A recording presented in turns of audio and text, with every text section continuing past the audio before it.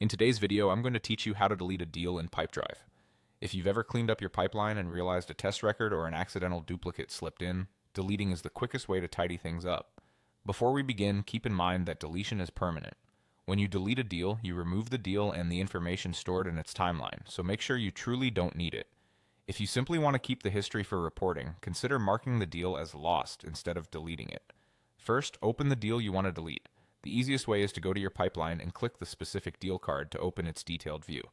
Double check that you've selected the correct record by glancing at the deal title, the organization or contact it's linked to, and the deal value.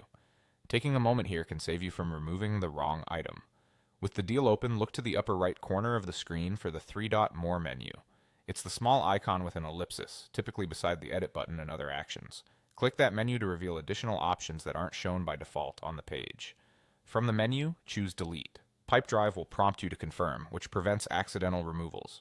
If you don't see the delete option, it may be because of your user permissions or workspace settings.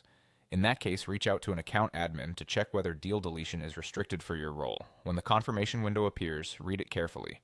It will remind you that the action cannot be undone. If you're absolutely sure, click Yes, Delete.